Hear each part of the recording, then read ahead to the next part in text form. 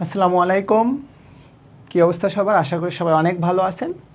তো আজকে আমরা যেটা পড়ব সেটা হচ্ছে সমযোজী যৌগের আয়নিক বৈশিষ্ট্য। ঠিক আছে, আমাদের একটা সমযোজী যৌগ থাকবে, সেই সমযোজী যৌগটায় কিভাবে একটা আয়নিক ক্যারেক্টার চলে আসতেছে। আয়নিক ক্যারেক্টার মিনিং কি বলেন তো ভাইয়া? আয়নিক ক্যারেক্টার কি ছিল?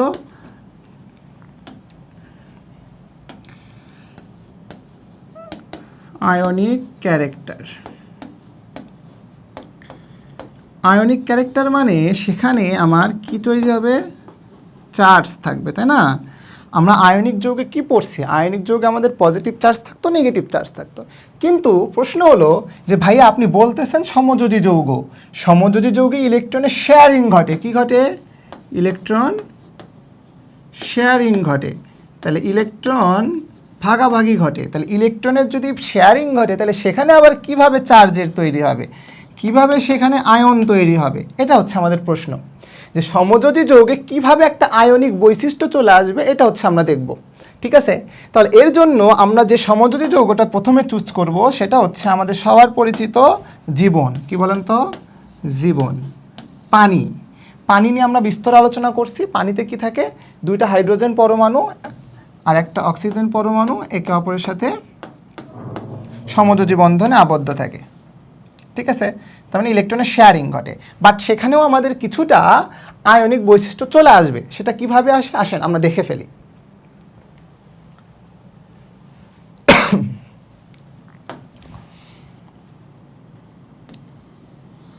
অক্সিজেন পরমাণু, এটা একটা হাইড্রোজেন পরমাণু, এটা একটা হাইড্রোজেন পরমাণু। তাহলে এই একটা বন্ড, এই একটা বন্ড। আচ্ছা, আমরা জানি একটা সমযোজী বন্ধনে দুইটা ইলেকট্রন থাকে। কয়টা ইলেকট্রন থাকে? দুইটা। তাহলে এই যে বন্ধনের যে ইলেকট্রন থাকে, এই যে এটা হচ্ছে আমাদের সেই ইলেকট্রন, এটা হচ্ছে আমাদের সেই ইলেকট্রন। তাহলে এই ইলেকট্রনগুলোকে বলা হয়, বলেন তো কি বলতাম? Bond pair electron. এটাকে কি বলা হয়? আমরা কি বলতাম বলেন তো? Bond pair electron. এই বন্ড পেয়ার ইলেকট্রনটাকে ভালো করে খেয়াল করেন। এই বন্ড পেয়ার ইলেকট্রনটাকে অক্সিজেনের যে নিউক্লিয়াস পজিটিভ চার্জ বা অক্সিজেন অ্যাটমও কি করতেছে? নিজের দিকে টানতেছে, তাই না? অক্সিজেনের নিউক্লিয়াসও এই বন্ড পেয়ার ইলেকট্রনকে কি করবে? নিজের দিকে টানবে।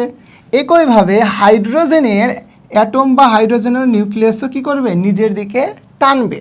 তাহলে উভয় পরমাণুর দেখেন সমযোজী বন্ধনে আবদ্ধ উভয় পরমাণুই কি করতেছে? এই বন্ধনজোড় ইলেকট্রনকে নিজের দিকে টানতেছে, নিজের দিকে আকর্ষণ করতেছে। এই আকর্ষণটাকেই আমরা বলতাম তড়িৎ ঋণাত্মকতা। তড়িৎ ঋণাত্মকতা বা যেটাকে আমরা বলতাম ইলেকট্রন অ্যাফিনিটি। তাহলে ইলেকট্রন অ্যাফিনিটি কি বলেন তো? সমযোজী বন্ধনে আবদ্ধ বন্ধনজোড় ইলেকট্রনকে উভয় মৌলের পরমাণুই নিজের দিকে আকর্ষণ করে। সেই আকর্ষণ বলটাকেই বলা হচ্ছে বা সেই আকর্ষণটাকেই বলা হচ্ছে তড়িৎ ঋণাত্মকতা। তড়িৎ ঋণাত্মকতা। এখন আমাদের প্রশ্ন হলো যে ভাইয়া দেখেন, অক্সিজেন পরমাণুর যে নিউক্লিয়াস আছে, হাইড্রোজেন পরমাণুর যে নিউক্লিয়াস আছে, উভয়ে এই বন্ড পেয়ার ইলেকট্রনটাকে নিজের দিকে টানতেছে, বুঝলাম। কিন্তু উভয়ের টান কি সেম? উভয়ে কি সেম আকর্ষণ করতেছে? না। আমরা যদি অক্সিজেনের তড়িৎ ঋণাত্মকতার দিকে তাকাই, অক্সিজেনের তড়িৎ ঋণাত্মকতার মান, অক্সিজেনের তড়িৎ ঋণাত্মকতার মান হচ্ছে 3.5। আচ্ছা, হাইড্রোজেনের তড়িৎ ঋণাত্মকতার মান হচ্ছে 2.1। তাহলে কার টান বেশি ভাইয়া বলেন তো? কার টান বেশি? অবশ্যই অক্সিজেনের টান বেশি। অক্সিজেন এই ইলেকট্রনগুলোকে টেনে নিজের কাছাকাছি নেবে।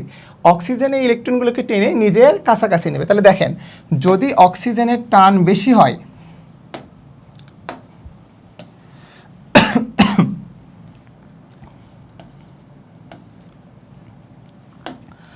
যদি অক্সিজেনের টান বেশি হয় তাহলে অক্সিজেন ইলেকট্রনগুলোকে টেনে নিজের দিকে নেবে, নিজের কাছাকাছি রাখবে। আচ্ছা, কোনো পরমাণু যদি ইলেকট্রন গ্রহণ করত, কোনো পরমাণু যদি ইলেকট্রন গ্রহণ করত সে হয়ে যেত নেগেটিভ চার্জে চার্জিত। গুড। বাট অক্সিজেন পরমাণু তো পুরো ইলেকট্রনকে কি গ্রহণ করছে? না, অক্সিজেন পরমাণু ইলেকট্রনকে গ্রহণ করে না, নিজের দিকে টেনে রাখছে, নিজের কাছাকাছি রেখে দিছে। তাহলে সে হয়ে যাবে ডেল্টা নেগেটিভ, আংশিক নেগেটিভ। আর হাইড্রোজেন পরমাণু পুরো ইলেকট্রনকে কি দান করে দিছে? দান করে দেয় নাই। তাহলে সে হয়ে যাবে ডেল্টা পজিটিভ। তাহলে অক্সিজেন পরমাণু হয়ে গেল ডেল্টা নেগেটিভ এবং হাইড্রোজেন পরমাণু হয়ে গেল ডেল্টা পজিটিভ। একইভাবে এই পাশের বন্ড পেয়ার ইলেকট্রনকেও কি করবে? অক্সিজেন নিজের দিকে টানবে। তাহলে অক্সিজেন যদি নিজের দিকে টানে তাহলে এটার জন্য অক্সিজেনে কি আসবে? ডেল্টা নেগেটিভ প্রান্ত চলে আসবে, ডেল্টা নেগেটিভ। এবং এখানেও হাইড্রোজেন কি হয়ে যাবে? Delta positive. তাহলে দেখেন অক্সিজেন আমাদের সমযোজী যৌগ। অক্সিজেন কি যৌগ? সমযোজী যৌগ। সমযোজী যৌগ হওয়ার পরেও অক্সিজেনে এই যে ডেল্টা পজিটিভ ডেল্টা নেগেটিভ প্রান্ত তৈরি হচ্ছে, ডেল্টা পজিটিভ এবং ডেল্টা নেগেটিভ প্রান্ত তৈরি হচ্ছে। এই যে সমযোজী যৌগেও যে আমাদের সামান্য পরিমাণ আংশিক পজিটিভ আর আংশিক নেগেটিভ প্রান্ত তৈরি হচ্ছে, এটাকেই আমরা বলি সমযোজী যৌগের আয়নিক বৈশিষ্ট্য। তাহলে কি বললাম ভাইয়া বলেন তো? সমযোজী যৌগেও কি হচ্ছে? ইলেকট্রনের শেয়ারিং ঘটে, তারপরেও বন্ধনজোড় ইলেকট্রনকে নিজের কাছাকাছি টেনে নিচ্ছে। কে টেনে নিচ্ছে? যার তড়িৎ ঋণাত্মকতার মান বেশি, সে বন্ধনজোড় ইলেকট্রনকে নিজের কাছাকাছি টেনে নিচ্ছে। এই যে টেনে নেওয়ার ফলে কি হচ্ছে? একটাতে ডেল্টা নেগেটিভ বা আংশিক ঋণাত্মক প্রান্ত তৈরি হচ্ছে, একটাতে ডেল্টা পজিটিভ বা আংশিক ধনাত্মক প্রান্ত তৈরি হচ্ছে। এই যে আংশিক ধনাত্মক আংশিক ঋণাত্মক প্রান্ত তৈরি হওয়াটাকেই আমরা বলি হচ্ছে সমযোজী যৌগে আয়নিক বৈশিষ্ট্য।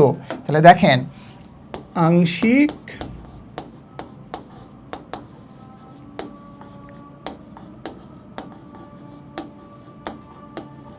ধনাত্মক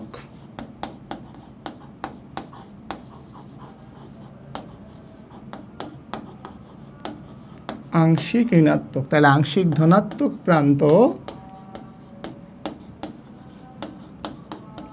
আংশিক ঋণাত্মক প্রান্ত, তাহলে ডেল্টা পজিটিভ এবং ডেল্টা নেগেটিভ তৈরি হচ্ছে। এই যে ডেল্টা পজিটিভ আর ডেল্টা নেগেটিভ তৈরি হওয়াকে আমরা বলতেছি আয়নিক যৌগে সমযোজী যৌগে আয়নিক বৈশিষ্ট্য, যেটাকে বলা হয় পোলারিটি।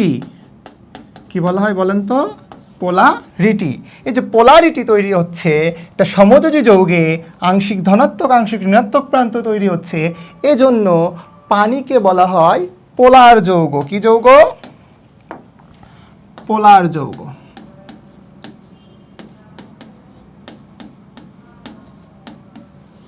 গুড। তাহলে পানিতে কি হচ্ছে ভাইয়া বলেন তো? আংশিক ধনাত্মক প্রান্ত তৈরি হচ্ছে, আংশিক ঋণাত্মক প্রান্ত তৈরি হচ্ছে। কেন তৈরি হচ্ছে? তড়িৎ ঋণাত্মকতার পার্থক্যের কারণে বন্ধনজোড় ইলেকট্রনকে অক্সিজেন নিজের দিকে বেশি টানতেছে, এই জন্য সে আংশিক ঋণাত্মক হয়ে গেল, হাইড্রোজেন কি হয়ে গেল? আংশিক ধনাত্মক। এই যে আংশিক ধনাত্মক আর আংশিক ঋণাত্মক প্রান্ত তৈরি হওয়ার যে ধর্ম, সেটাকে বলা হয় পোলারিটি। অর্থাৎ সমযোজী যৌগ ছিল, বাট সেটাতেও আমার আয়নিক ক্যারেক্টার চলে আসলো, আংশিক ধনাত্মক প্রান্ত চলে আসলো, আংশিক ঋণাত্মক প্রান্ত চলে আসলো। এজন্য আমরা পানিকে কি যৌগ বলি বলেন তো? পোলার যৌগ। কি যৌগ? পোলার যৌগ। তাহলে আপনারা এতক্ষণে বুঝে গেছেন যে পানি কেন পোলার যৌগ, কেন অক্সিজেন ডেল্টা নেগেটিভ হচ্ছে এবং কেনই বা হাইড্রোজেন ডেল্টা পজিটিভ হচ্ছে। দেখেন শুধু কি পানিতে এরকম ঘটনা ঘটবে? না, আমরা আরও দুই একটা পরমাণু নিয়ে দেখবো যে এরকম ঘটনা ঘটে কিনা।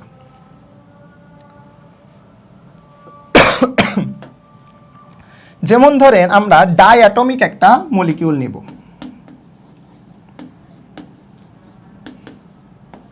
ডাইঅ্যাটমিক মানে দুইটা অ্যাটম থাকবে, দুইটা পরমাণু মিলে একটা অণু গঠন করবে। যেমন ধরেন ডাইঅ্যাটমিকের আবার দুইটা টাইপ হইতে পারে। একটা হইতে পারে সেম পরমাণু, আরেকটা হইতে পারে ভিন্ন ভিন্ন পরমাণু। বোঝা গেল?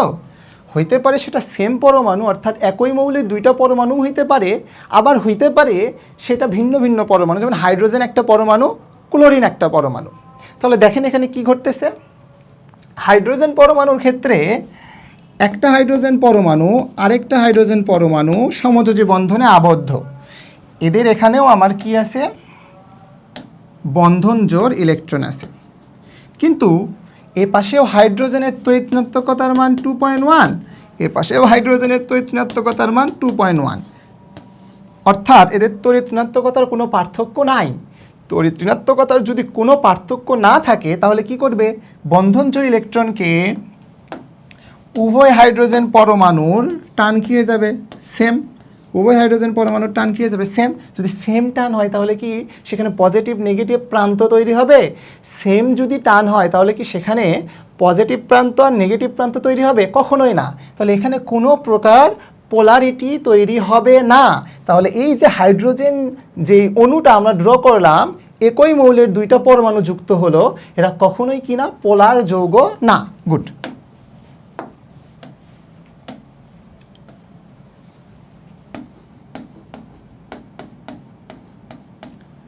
তার মানে যখনই আমাদের একই মৌলের দুইটা পরমাণু যুক্ত হচ্ছে সেগুলো পোলার হচ্ছে না। যেমন দেখেন, আমরা যদি আরও নিলাম, দেখেন O2 নন পোলার, Cl2 নন পোলার। মানে একই মৌলের দুইটা পরমাণু থাকলে সেগুলো কি হবে, নন পোলার হবে। এগুলোর পোলার যৌগ হবে না, কারণ এদের তড়িৎ ঋণাত্মকতার কোনো কি থাকবে না, পার্থক্য থাকবে না। গুড। এই Cl এর দিকে নজর দেন।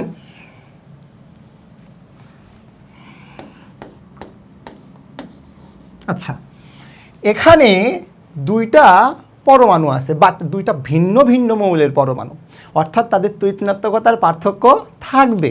দেখেন, ক্লোরিনের তড়িৎ ঋণাত্মকতা অনেক বেশি, কারণ ক্লোরিন পর্যায় সারণীর ডানে অবস্থিত, ঠিক আছে। আর আমরা জানি একটা পর্যায়ের বাম থেকে ডান দিকে গেলে তাদের তড়িৎ ঋণাত্মকতার মান কি হয় ভাইয়া বলেন তো, বাড়ে। আচ্ছা, তাহলে ক্লোরিনের তড়িৎ ঋণাত্মকতার মান যদি বেশি হয় তাহলে আমরা এখানে লিখি একটু যে ক্লোরিনের তড়িৎ ঋণাত্মকতার মান বেশি হাইড্রোজেনের তুলনায়।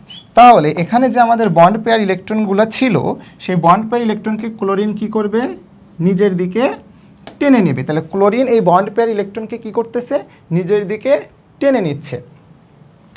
যদি নিজের দিকে টেনে নেয় তাহলে কি ঘটবে, যদি নিজের দিকে টেনে নেয়, কাছাকাছি রেখে দেয়, বন্ড পেয়ার ইলেকট্রনগুলো ক্লোরিনের কাছাকাছি থাকবে এবং ক্লোরিনে ডেল্টা নেগেটিভ এবং হাইড্রোজেনে ডেল্টা পজিটিভ প্রান্ত তৈরি হবে। দেখেন, ভালো করে খেয়াল করেন, আমরা একটা পোর্শন দিয়ে নিচ্ছি।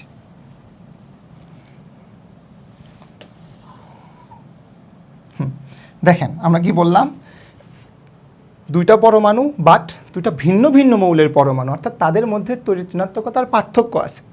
তড়িৎ ঋণাত্মকতার যদি পার্থক্য থাকে তাহলে কি হবে, যার তড়িৎ ঋণাত্মকতার মান বেশি সে ইলেকট্রনগুলোকে নিজের কাছাকাছি নিয়ে রাখবে, আর যদি নিজের কাছাকাছি নিয়ে রাখে সেই ডেল্টা নেগেটিভ হবে।